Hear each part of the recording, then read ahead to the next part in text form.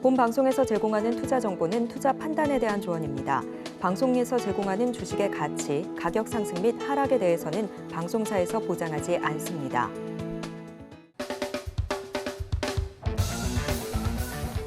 모하! 안녕하세요 여러분, 하모린입니다. 요즘 날씨가 정말 쌀쌀해요. 여러분 모두 건강관리 잘 하시고요. 모두 건강하게, 그리고 우리 또 하모닉 이론도 열심히 공부하는 하루를 보내보면 어떨까요? 함께 하모닉 이론 살펴보러 가보겠습니다. 자, 우리가 지금 계속 실행 단계를 배우고 있어요. 오늘은 그 실행 단계의 과정이 도대체 어떤 프로세스로 진행이 되는지 그런 것을 함께 살펴보려고 하는데요. 실행 단계는 매우 짧죠. 그리고 가장 중요합니다. 여러분 기억나시나요? 제가 실행 단계가 왜 중요하다라고 말씀드렸죠? 네, 바로 돈이 들어가기 때문이죠. 보통 일반적으로 선행해서 사용하는 경우를 제외하고 하모닉 패턴이 나온 이후에 진입을 한다라고 하면 이 실행 단계에서 바로 돈을 투입하게 됩니다. 그렇기 때문에 가장 중요하다라고 할 수가 있어요. 자, 실행 단계의 4가지 단계에 대해서 살펴볼게요. 실행 단계는 어떻게 이루어질까요? 이 실행 단계는 굉장히 빠르고 순식간에 찰나에 결정을 해야 될 그런 경우도 생깁니다. 시간 프레임에 따라서요. 일단 첫 번째, 두 번째, 세 번째, 네 번째 단계로 나뉘는데요. 분, 평, 검, 실. 저는 이렇게 외웠어요. 앞에 첫 글자를 따서 분석의 분, 그리고 평가의 평, 그리고 검토의 검, 그리고 실행의 실 해서 저는 분평, 검, 실 앞 글자를 따서 이렇게 외워두었거든요. 그리고 영어로는 A, A, E, E예요. A 2개, E 2개. 저는 이렇게 외웠습니다. 이렇게 몇 번만 이렇게 읊조리시면 금방 외우실 것 같아요. 다시 한번 다 같이 해볼게요. 분평, 검실. 그래서 이게 도대체 뭘 하는 단계인가 궁금하실 거예요. 나 이거 다 읽었으니까 빨리 넘어가자라고 생각하실 수 있겠지만 그래도 차근차근 우리 함께 살펴볼게요. 첫 번째 말 그대로 분석입니다. 이 분석. 왜 뭐가 필요하냐면 신호를 우리가 파악을 해야 되는 거예요. 하모닉 패턴이 나왔다 그래서 반드시 반전하는 거 아니라 그랬죠. 그래서 이 신호를 파악하고 여기에서 이제 분석을 해야 되는 거죠. 그리고 이 분석한 걸 바탕으로 해서 내가 지금 여기서 얘의 반전을 생각하는 것이 과연 맞을까? 어느 정도로 이 실행 가능성이 있을까? 이것에 대한 타당성을 평가합니다. 그리고 이런 평가가 끝났다면 우리가 이 분석과 평가를 할 때 사용했던 요소들이 있겠죠. 얘는 지금 이런 모습을 보여줬으니까 여기에서 반전할 거야. 얘가 지금 이런 모양을 형성했으니까 뭐 이렇게 될 가능성이 높아. 여러 가지 요소들을 세워볼 수가 있겠죠. 그래서 요소의 재확인과 함께 리스크를 생각해 보는 거예요. 리스크를 관리한다. 이게 무슨 말이냐면요. 우리가 보통 물리고 나서 그때부터 분석한다라는 얘기 들어보셨나요? 보통 일단 사고 싶어. 그럼 일단 사죠. 그다음 바로 물리게 됩니다. 그러면 물리고 나서 앞으로 어떡하지? 뭐 물을 타야 되나? 이 회사 요즘 무슨 일 하고 있나? 이 회사가 일은 하고 있나? 뭐 호재 뭐 앞으로 나올 거 없나? 찾아보게 됩니다. 그런데 사실 이 모든 것을 돈 투입할 때 어떤 리스크가 있는지 그리고 얘가 어느 지점을 뭐 넘지 못하면 얘는 지금 추세가 안 좋은 것으로 뭐 다시 파악한다. 뭐 이런 식으로 생각해 볼 수가 있겠죠. 그래서 리스크 관리를 사실은 먼저 해야 되는 거예요. 돈 투입할 때 그때 내가 돈을 얼마 벌지만 생각하지 말고 돈을 얼마를 잃을 수 있을 것인가까지 함께 생각해야 합니다. 그래서 이 리스크 관리 차원에서 검토를 하게 되고요. 그리고 나서 준비가 되었다면 오직 명확한 신호가 있을 때만 기회를 결정한다. 하모닉 이론은, 하모닉 패턴은 유효한 기회, 포텐셜 리버설 존이죠. 포텐셜, 잠재력이 있는 잠재적인 그 반전 영역을 포착해서 기회를 결정하는 것이고 그 잠재되어 있다라는 뜻은 언제나 100%는 아니라는 거죠. 그래서 이렇게 실행 단계까지 쪼르르륵 4가지 단계로 이루어져 있습니다. 예시를 함께 살펴볼게요. 사실 이러한 예시 그리고 이 패턴 같은 경우는 굉장히 훌륭한 그런 패턴이라고 할 수가 있어요. 왜냐하면 거의 382라는 이 B포인트도 굉장히 정확하게 준 케이스이고요. 여기에서 BC 프로젝션도 2.618로 굉장히 좋은 위치를 주고 있고 이 D점도 886짜리에서 굉장히 반전을 잘한 케이스예요. 사실 이 패턴이 반전 자리에서 뭐 조금 초과된다든지 뭐 그런 거는 아주 흔히 있는 일이거든요. 그런데 이 패턴 같은 경우는 구조가 굉장히 좋습니다.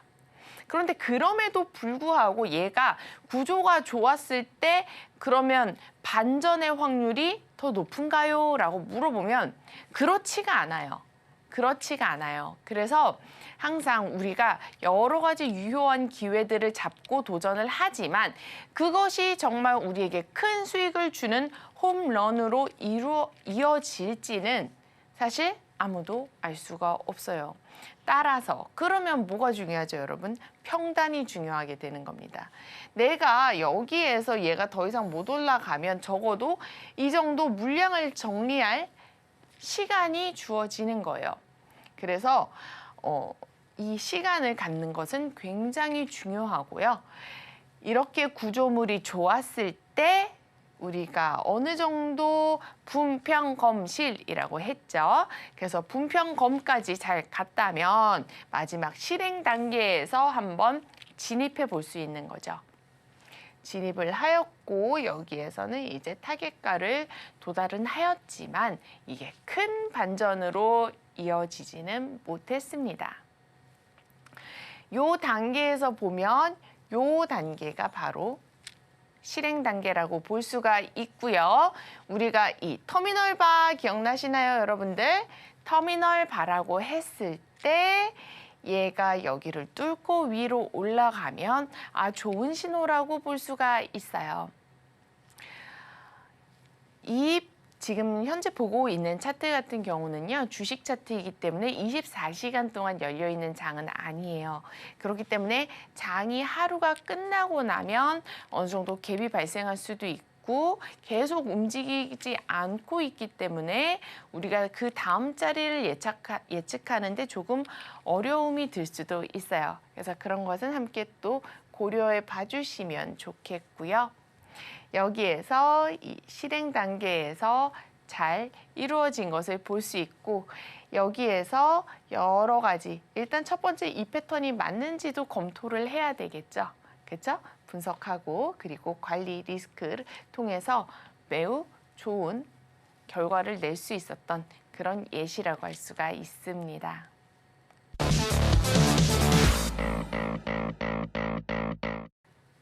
제가 오늘은 여러분들에게 이것을 한번 말씀드리고 함께 생각해 봤으면 좋겠다 싶어서 가지고 왔어요.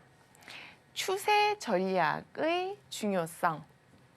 지금 우리가 바로 이 전 단계에서 봤던 거 이것을 보면 이 하모닉 패턴은 얼핏 생각하면 추세가 한참 잘 하락하고 있는데 여기에서 역방향의 반전 지점을 잡는 역추세를 잡는 그런 패턴이라고 할 수가 있어요. 그래서 여러 가지 이 추세에 대한 흐름을 읽고 거기에 맞게 또 대응하는 것이 중요한데요.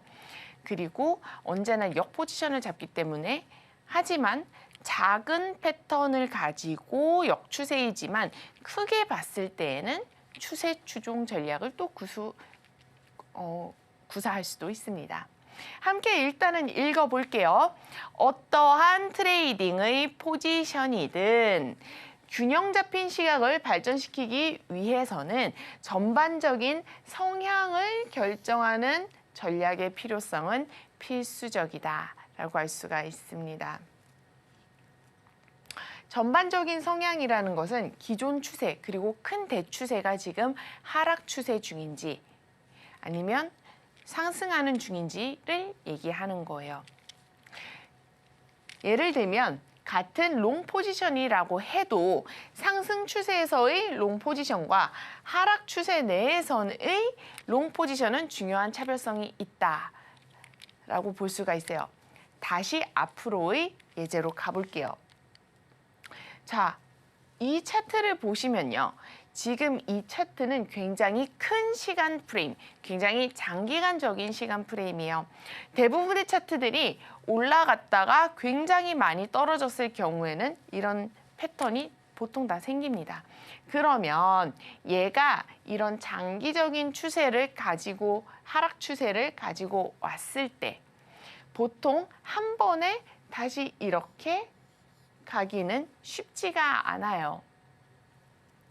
그리고 이런 구간에서는 보통 이렇게 V자 반등은 기술적 반등이고 U자 반등은 조금 매집형이다라고 얘기를 하기도 하는데요. 그런 경우에 매집형 같은 경우는 더 오랜 시간이 걸린다고 볼 수가 있죠. 그래서 지금 전반적인 성향을 갖는 그 추세에 대한 이해가 필요성이 필요하다라는 거예요. 전반적인 성향을 결정하는 전략의 필요성. 지금 전반적인 성향의 추세라고 하면 하락 추세라고 볼 수가 있죠. 그렇죠? 지금 이 하락 추세 중이었는데 여기 이렇게 채널까지 볼 수도 있어요. 추세 채널. 그래서 추세를 봤을 땐 전반적으로는 지금 하락하는 중이에요. 그렇죠? 그러면 여기가 바닥일까? 라고 생각을 할 수도 있지만 이 긴 하락 추세를 한 번만에 반전시켜서 계속 올라가는 것은 좀 무리가 있을 수도 있겠다라고 생각을 한 번쯤 해볼 수 있다라는 거죠. 그래서 항상 이런 데서의 베팅은 얘가 현재 크게는 하락 추세 중이니까 여기에서 조금 반전을 하지만 이 반전이 크게 이어지지는 않을 수도 있겠구나라는 생각을 가져볼 수 있고요. 여기에서 한 번 더 튕겼어요. 그렇죠? 이렇게 튕기고 다시 올라갔는데 여기에서 고점을 높이지 못하고 다시 한번 떨어질 때 특히 이 D점이었는데 리테스트까지 끝난 이런 자리를 뚫게 된다면 강하게 뚫을 수는 있겠구나라고 그렇게 추세에 대한 생각을 해보는 그런 지혜가 항상 필요합니다. 보통 이런 데 뚫을 때는 이게 지금 주식이잖아요. 24시간 열린 장이 아니잖아요. 그럼 대응도 못해요. 왜냐하면 여기에서 갭 발생을 시키면서 오픈가부터 이미 떨어져 있기 때문이에요. 그래서 이런 주의점이 있다는 것은 알고 계셔야 하고 이런 지점을 뚫을 땐 강하게 뚫을 수 있으니까 우리에게 기회가 주어질 때 그때 물량을 정리하는 지혜가 또 필요하겠죠. 그래서 언제나 이 하모닉 패턴을 가지고 트레이딩을 할 때 현재 큰 대추세가 어떤 성향을 가지고 있는지 얘의 전반적인 성향은 지금 어떤 추세인지를 굉장히 아는 것은 중요합니다. 그리고 그것에 따라서 전반적인 지금 성향이 추세가 어딘가에 따라서 얘가 큰 반전으로 이어질 수도 있고 그리고 작은 반응에 그칠 수도 있다라는 얘기입니다. 따라서 여러분들 패턴이 같은 불리시한 패턴을 그리고 있어도 롱 포지션에서 기대해 볼 수 있는 기대 수익과 하락 추세에서의 롱 포지션에서 기대할 수 있는 기대 수익은 어느 정도 차별성이 있을 수 있습니다. 그러니까 꼭 기억하셨으면 좋겠습니다.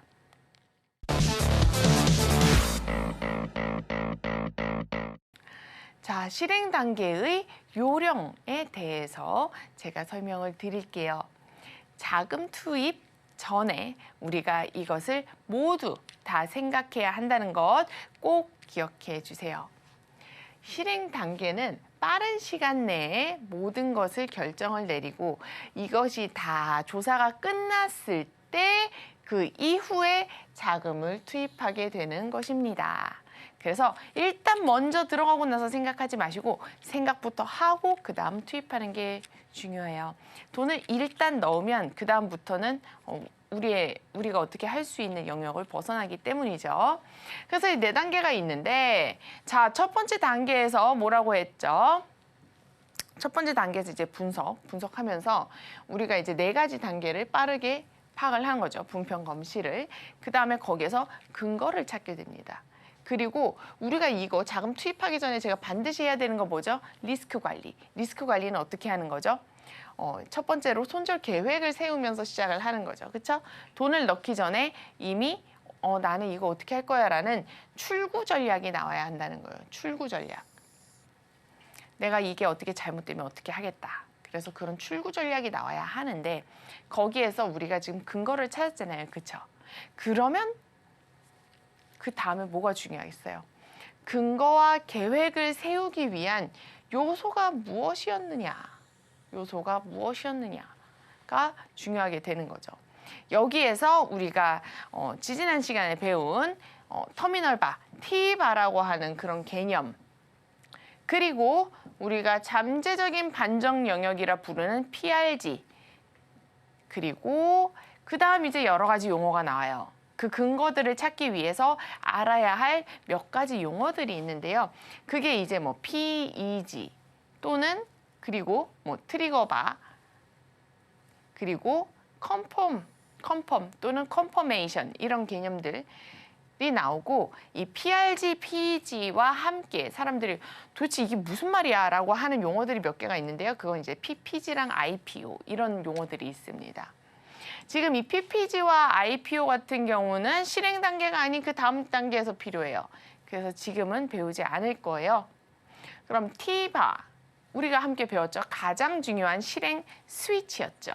그리고 그 이외에 PRG는 더 그 전에 배웠죠. 그렇죠? 식별 단계 배우기 전에 배웠을 거예요. 왜냐하면 식별을 하기 위해 너무 중요한 단어이기 때문이죠. 그리고 PEG, 트리거, 컨펌 이런 요소가 있는데요. 트리거와 컨펌에 대한 얘기는 RSI 뱀 이론, 그다음 뱀 이론이라는 거에서 굉장히 많이 나옵니다. 앞으로 저와 함께 그 내용을 배우실 거고 오늘은 PEG에 대해서 설명해 드릴 거예요. PEG는 사실 그렇게 중요한 개념이라고 볼 수는 없지만 그래도 많이 나오기 때문에 도대체 이 개념은 뭐야? 라고 생각하시는 분들 계실 것 같아요. 그래서 설명을 해드리려고 하고요.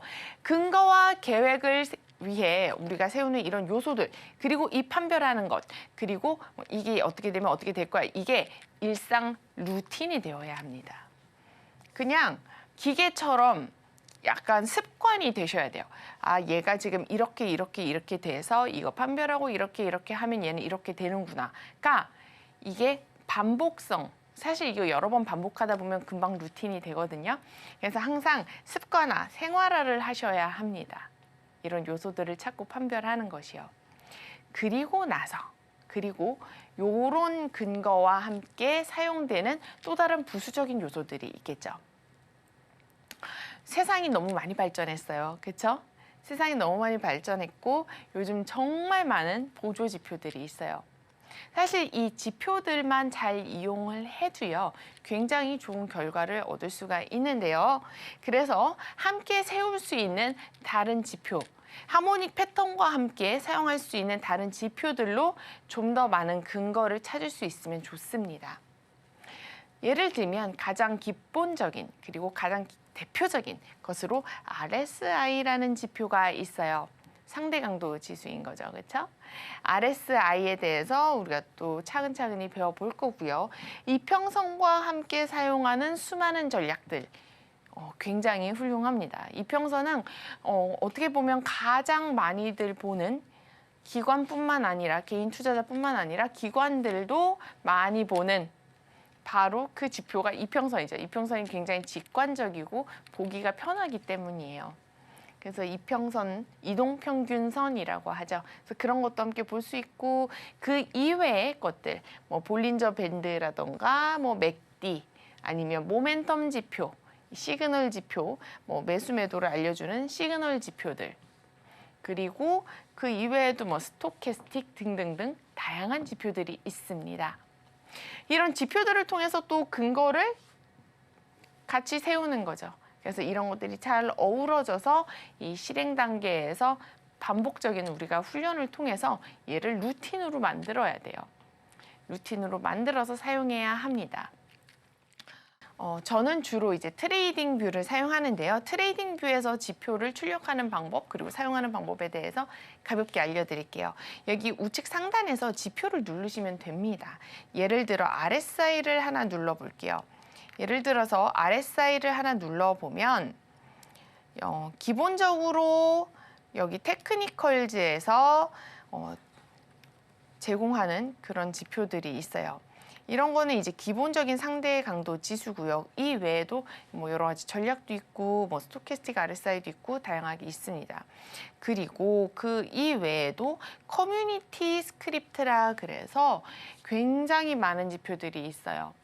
이 지표는 누가 만든 거냐면 세계에 있는 여러 이런 차트에 관심이 많은 아니면 또는 전문가들이 만들어 놓은 지표들이에요. 그래서 정말 많은 지표들이 있고 여기에 보면 기본 RSI 말고도 여러 가지 지표들이 있고 심지어 다른 것과 결합시켜 만든 뭐 RSI 밴드라든지 아니면 뭐 RSI에다가 뭐 볼린저 밴드 이런 것까지 넣어 놓은 것들 그리고 이 외에도 수많은 이 다른 지표들과 함께 결합시켜 놓은 상품들이 있습니다.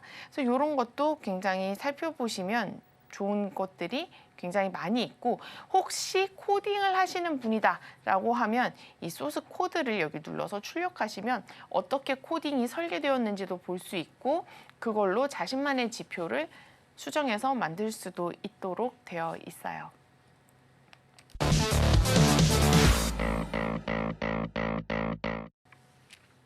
자, 이번에는 PEG에 대해서 배워보도록 할게요. 우리가 지금까지 가장 P자로 시작하는 것 중에 가장 대표적인 게 PRG가 있죠. 그렇죠? PRG는 말 그대로 잠재적인 반전 영역이었죠. 우리가 이전에 배웠던 거는 바로 PRG라고 해서 잠재적인 반전 영역. 바로 PRG 이 P자가 포텐셜이었죠. 포텐셜. 잠재적. 근데 이것과 전혀 상관이 없는 거예요. P자로 시작하지만. 그래서 얘의 이름은 PEG라고 하는 거예요. 아, PEG가 뭐야. 진짜 어려워. 라고 얘기할 수 있겠죠. 생소할 수 있는데요. 이 PEG라는 용어는 초과 허용 범위를 얘기하는 어떤 관련된 용어 중에 하나입니다. 한국말로는 이제 초과 허용 실행 영역이라고 제가 표현을 했어요. 초과 허용 실행 영역인데 어떤 초과 허용을 실행하는 영역이냐라고 했을 때 PRG 잠재적인 반전 영역이라고 우리가 생각되는 그 PRG 영역 있죠.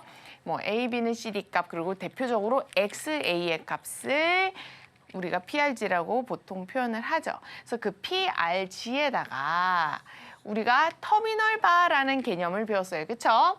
이 터미널 바가 있는데 터미널 바 안에서 그 초과 영역을 나타낸 거예요. 그래서 PRG 그리고 플러스 터미널 바의 초과 영역까지 해서 이것을 PEG, 초과 영역이 있네 라고 얘기를 하는 그런 개념이에요.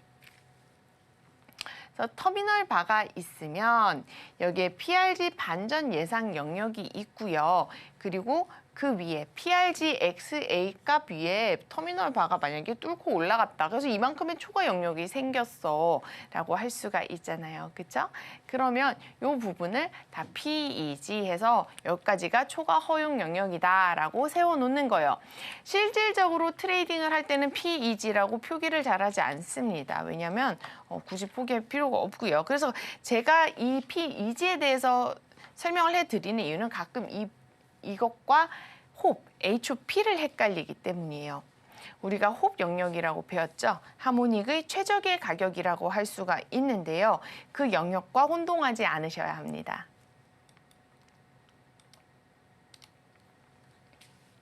지금 이 차트에서 보시면요. 지금 현재 이 홉 레벨을 제가 표기를 해 두었어요. 지금 여기가 0.886 위에 이 홉 레벨이 1.13 정도의 레벨에 위치하게 될 거예요. 왜냐하면 배 패턴이기 때문인데요. 지금 이 차트 같은 경우 보시면 인텔 차트의 주봉 차트인데요. 여기에서 홉 레벨 1.13 영역을 살짝 치고 그리고 나서 비로소 반전을 시작하게 됩니다. 그래서 이런 영역에서 그럼 요까지가 홈 레벨까지가 다 PEG인가요? 라고 물어볼 수가 있는데 홉 영역이고 PEG는 터미널 바에서 초과 허용하는 그 초과 영역을 얘기하는 거예요. 따라서 우리가 보통 일반적으로 표기할 때에는 패턴을 그리고 홈 레벨 정도 피보나치를 표시하기 때문에 딱히 별로 사용할 일은 없지만 그래도 구분을 위해 알아주셨으면 좋겠고요. 이 홉 레벨에서 우리가 만약에 근거를 찾아본다. 오늘 배운 우리가 실행 단계의 4가지에 대해서 배웠는데 여기에서 뭔가 하락 시그널이 어디 있었냐? 라고 우리가 이제 분석을 하겠죠. 만약에 들어가기 전. 그리고 보통 주식은 롱 포지션만 우리가 현물로 잡는데 일단 숏 포지션도 있다라고 가정을 해보자고요. 그렇게 해서 살펴보았을 때 첫 번째로는 일단 패턴이 나온 것을 첫 번째 근거로 볼 수가 있죠. 아, 지금 배 패턴이 나왔구나. 하락 배 패턴이. 그러면 지금 주봉상의 차트에서 이 패턴이 언제 완료가 되고 언제 반전할 건지를 결정해야 돼요. 그럴 때는 보통 이 886을 포함하고 있는 캔들이 닫히고 나서 이제 좀 더 생각해 볼 수가 있죠. 그런데 그 다음 주에 한 번 더 올랐어요. 그렇죠? 뭐야 나 틀렸나? 하면서 이제 홈 레벨까지 뭐 쳐다볼 수도 있고 아니면 이게 지금 캔들 하나당 주봉이니까 그 다음 주로 넘어가는 거거든요. 그 다음 주에 돼서 얘가 어떻게 움직이는지 보고 캔들 하나 정도는 더 기다려보고 진입을 해보자 라고 생각해 볼 수 있습니다. 보통 이렇게 주봉 차트에서 보면 이거 내가 아직 안 탔는데 막 가면 어떡해 내 생각대로 이렇게 해서 다들 이렇게 빠르게 진입을 하시려고 하실 수도 있는데요. 사실 원래의 매뉴얼은 우리 그때 했듯이 캔들바가 완성되고 난 다음에 1개, 2개, 3개, 1개, 2개 정도는 최소한 더 지켜보는 게 매뉴얼이죠. 그래서 이 경우에는 일단 패턴이 베어리시 했다라는 거 그리고 컨펌 바를 한번 기다려 볼 수 있는데 그게 다음 봉에서 이루어지지는 않았어요. 그렇죠? 그래서 못 봤는데 그 다음 주에 돼서 얘를 이제 저항으로 받고 내려오는 것 같은 그런 시그널을 보였을 때 그런 때는 또 한번 좋은 자리라고 생각해 볼 수가 있고요. 여기에서 한 가지 더 조금 미리 알 수 있는 것은 뭐 RSI 같은 것을 볼 수 있겠죠. 그렇죠? 여기에서 과매수에서 더 이상 올라가지 못하고 떨어지는 것 같이 보일 때 뭐 이럴 때 생각해 볼 수 있는데요. 지금 이 경우 같은 경우는 신호가 조금 늦었다고 할 수가 있습니다. 따라서 여러 가지 신호를 종합해서 또 살펴보면 좋을 것 같아요. 너무 똑 떨어졌기 때문에 당시에는 알기가 힘들었을 것 같아요.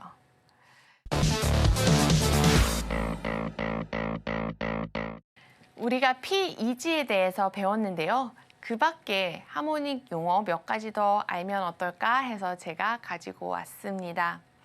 첫 번째는 O자로 시작하는 애들이에요. OB와 OS라고 할 수가 있는데요.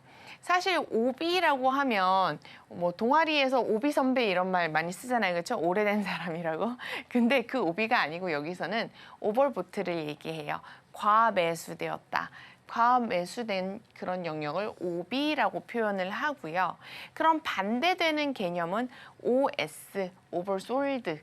많이 팔렸네. 과매도되었다라고 해서 OS라고 표현을 합니다. 근데 사실은 OB라는 개념은 최근에는 오더 블록을 표시할 때도 OB라는 개념 용어를 많이 써요. OB라는 용어가 그래서 오더 블록으로 사용될 때도 있습니다. 우리 하모닉 패턴에서 하모닉 이론에서 그리고 RSI를 표현하는 그런 과정에서는 OB와 OS를 과매수와 과매도로 사용해요. 그런데 반드시 그것만 의미하는 것은 아니라는 그런 말씀을 드리고 싶어요. 그리고 나서 누구나 다 아실 거라 생각하는데요. SL, 스탑로스라고 하죠. 손절가인 스탑로스를 SL이라고 표현을 합니다. 그리고 S하고 R, 이거는 서포트와 레지스턴스, 지지와 저항을 표시하는 그런 용어예요. 이런 용어는 굉장히 기본 용어들이니까요. 꼭 숙지하셨으면 좋겠습니다. 아마 알고 계시면 굉장히 여기저기에서 많이 보실 거예요. 그리고 지지와 저항을 넘나든다라고 할 때는 SR 플립이라는 말을 써요. 그래서 이 플립의 개념까지 아셨으면 좋겠어요.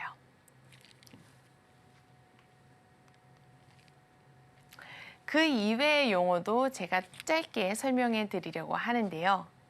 굉장히 하모닉 이론에서 중요하고 많이 나오는 단어 중에 하나가 바로 이 트리거라는 개념이에요.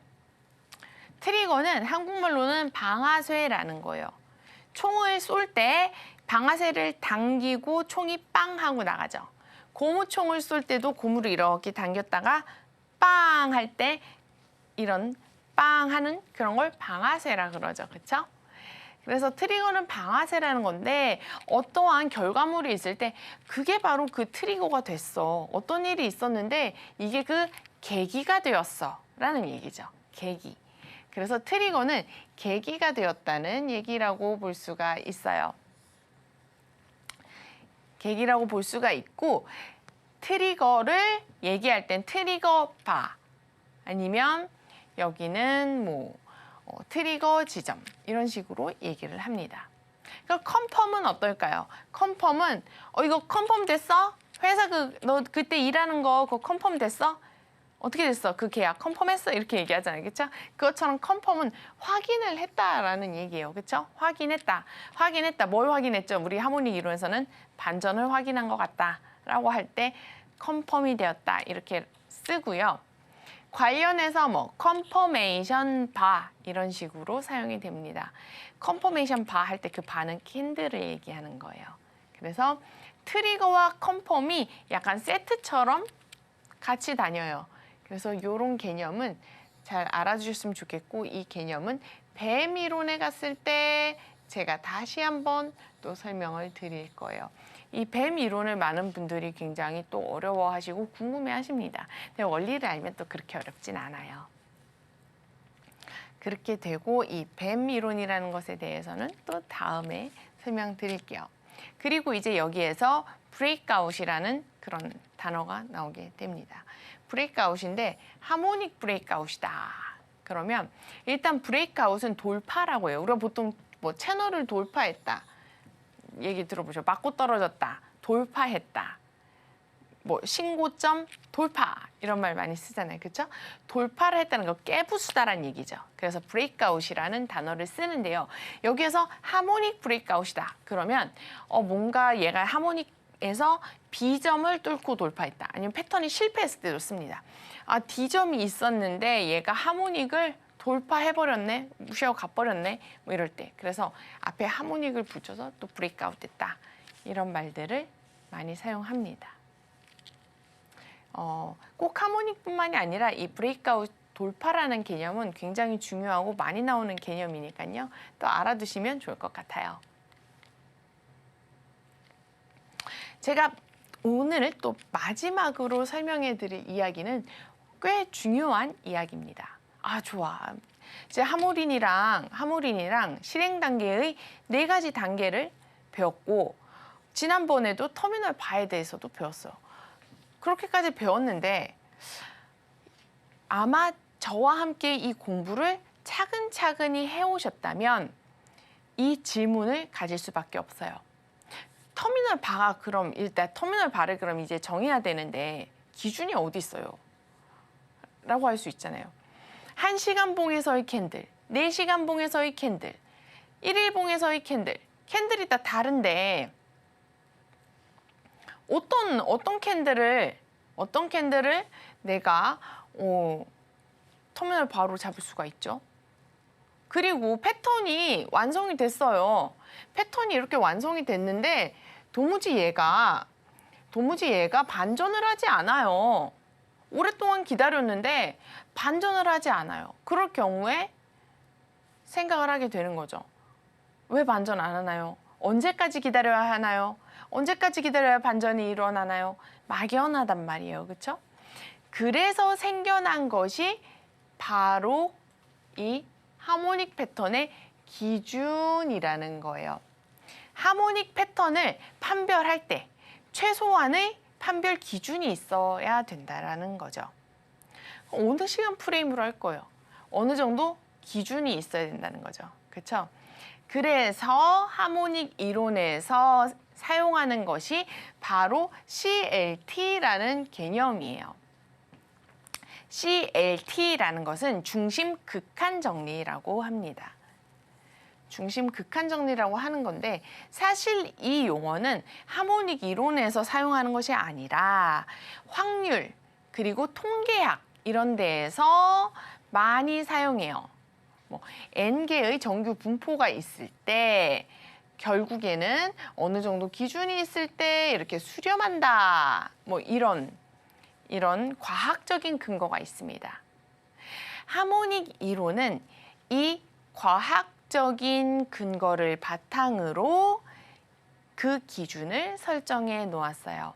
그래서 내가 지금 이게 맞는 것 같아서 지금 여기서 기준을 세우는 거야 이게 아니라 어느 정도 과학적인 근거를 바탕으로 지금 이것을 만들어 놓았다라고는 얘기를 하는 거죠.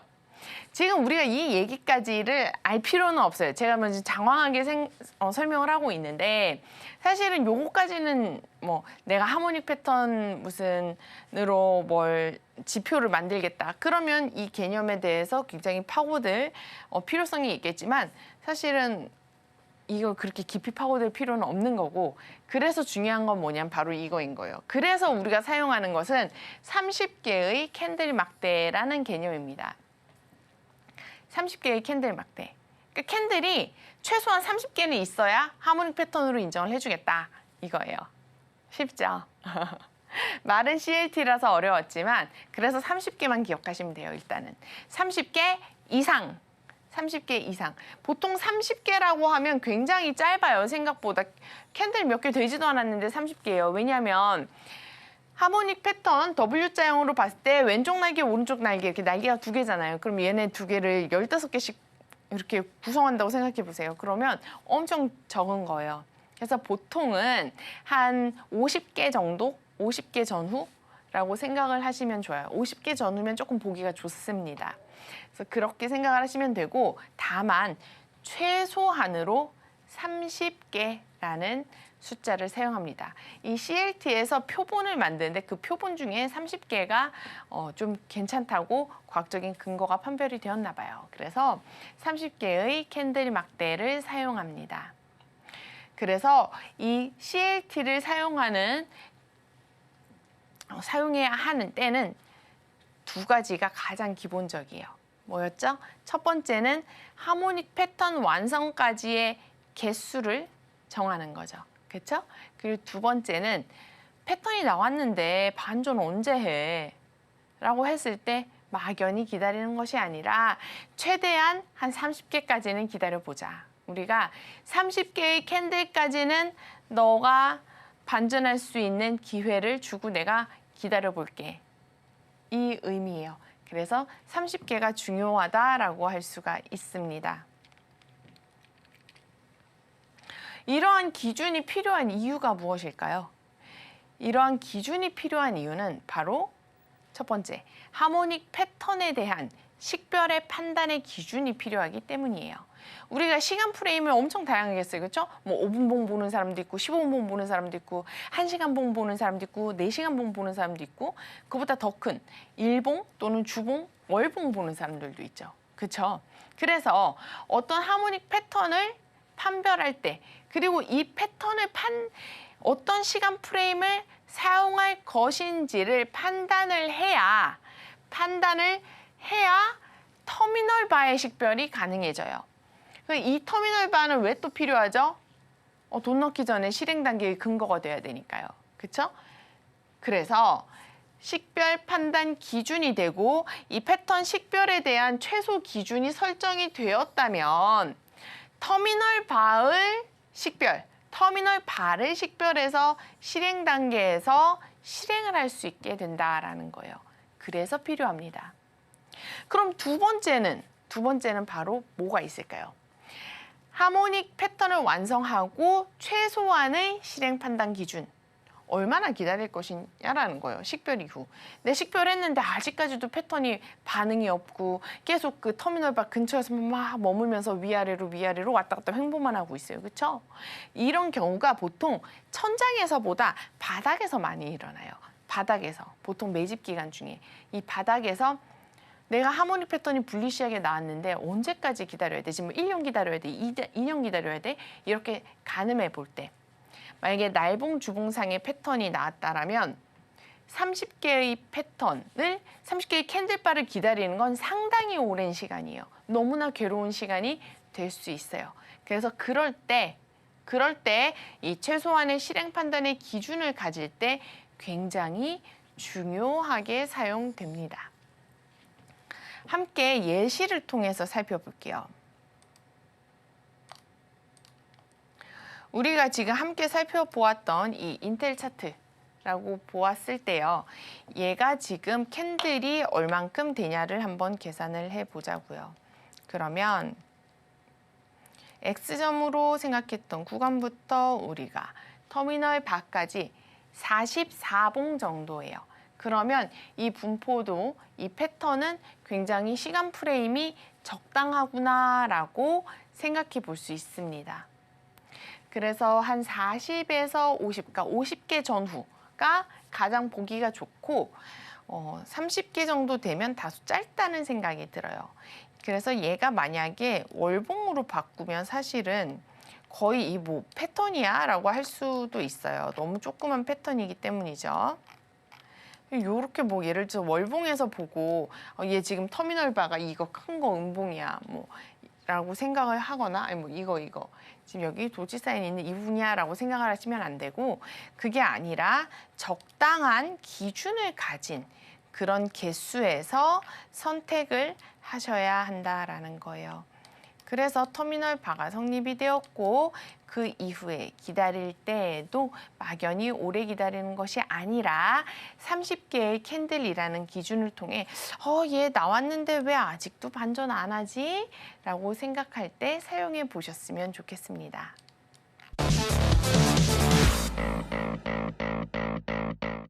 바로 이런 경우에 해당돼요. 이 굉장히 큰 시간 프레임에서 하락을 한 이후에 그러면 보통 이렇게 큰 하모닉 패턴이 나타나게 됩니다. 그런데 이 바닥권에서 언제까지 도대체 기다려야 하는 것인가? 여기서 나는 반전 지점이라고 해서 들어갔는데 생각보다 너무 반전이 안 나오는 거죠. 그런 게 보통은 긴 하락 추세가 왔을 때 여기에서 이 바닥까지는 하락폭이 너무나 커요. 그럴 때는 여기에서 바로 이렇게 올라가기가 힘듭니다. 왜냐하면 수백 %가 올라가야 되기 때문이죠. 그래서 보통 다 고점을 찍고 이렇게 크게 급락한 차트는 보통 다 이런 모양이 나타나는데요.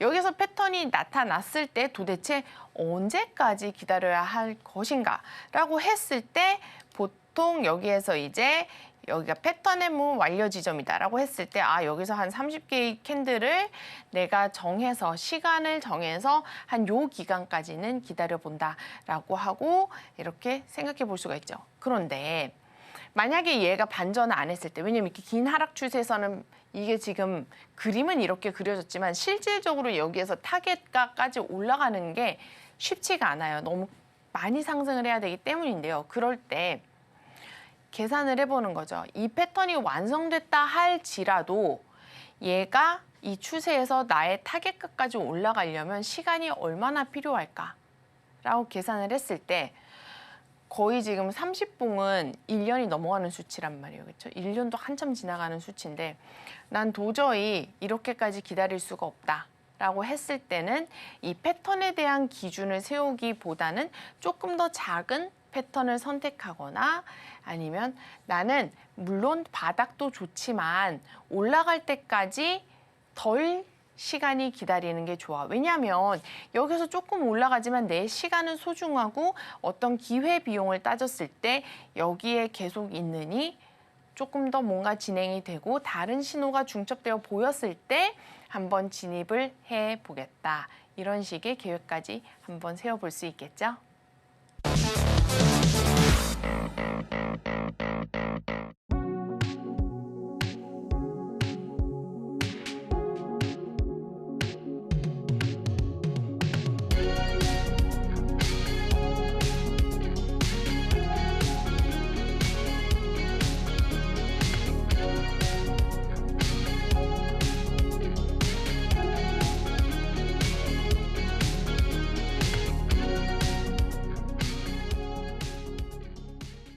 여러분, 오늘 우리 실행 단계가 왜 필요한지 그리고 실행 단계의 4가지 단계에 대해서 함께 배워봤는데요. 오늘도 여러분들의 공부에 도움이 되셨는지 모르겠습니다. 오늘도 시청해 주셔서 감사드리고 다음 주도 열심히 준비해 올 테니까요. 다음 시간에도 저를 꼭 만나러 시청하러 와주세요. 오늘도 함께 해주셔서 감사합니다. 모바!